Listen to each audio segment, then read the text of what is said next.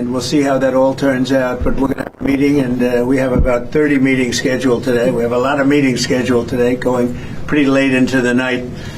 But this is an important one, and we have great respect for the fight that Ukraine is putting up. It's pretty amazing, actually.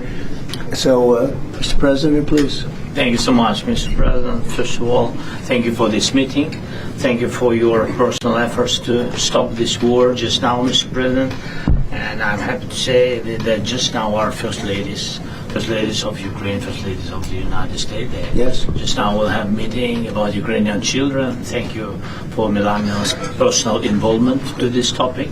And this is very important. I will brief Mr. President and his team what's going on the battlefield. We have good news. Of course, we want to stop the war, and with your help, first of all.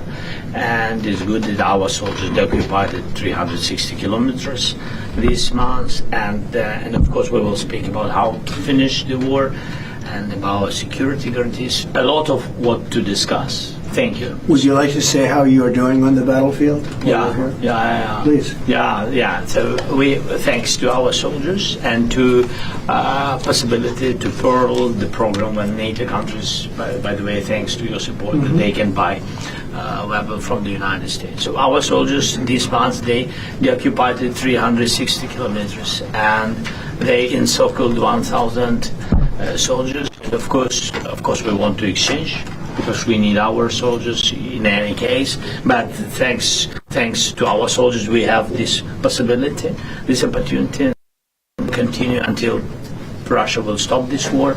And I hope that they will stop. In any case, we know that the economy of Russia is with this war. We need more pressure and more sanctions. And I hope with United States, first of all, and Europe, but we support, Mr. President, your idea, and I want to discuss it, how to stop some countries from Europe, how to stop them possibility to buy Russian oil and gas. Right. Yes, I had conversation, by the way, with President of Slovakia, Prime Minister of Slovakia. We had a conversation. I think that they need some alternative ways, and they will support this idea. I'm not sure that Hungarians are ready, but everything is in the future.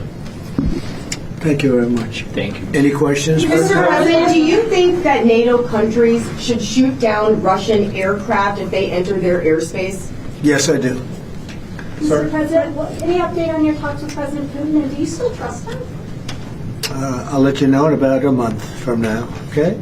President Trump, your Are message you to willing the... to provide Ukraine with the security guarantees the same way as European allies? Well, that's later down the road. We'll be talking about that. Hopefully, we'll be in a position to talk about that a little bit later on. It's a little bit too early to answer Why that do you think question. Mr. Putin is not Yeah, go going ahead, to meet please. with both of you? President Trump, your message to President Orban, who is refusing to stop buying Russian oil. Well, he's a friend of mine. I have not spoken to him, but I have a feeling if I did, he might stop, and I think I'll be doing that. What progress do you think has been made on ending Russia's war against Ukraine since the last time you saw President Zelenskyy? Well, the biggest progress is that the Russian economy is terrible right now. It's, as you know, it's crashing. And that, frankly, Ukraine is doing a very good job of stopping this very large army. It's pretty amazing. You know, this is a war that should have ended in 3 days, 4 days. People said it was going to be very quick, and you got to hand it to the Ukrainian soldiers and everybody involved. It's still going on, and that's not a good thing for Russia. This was supposed to be quick, and so, you know, Russia doesn't look very distinguished, having taken 3.5 years now, right? It's about 3.5 years of very hard fighting, and it looks like it's not going to end for a long time. Mr.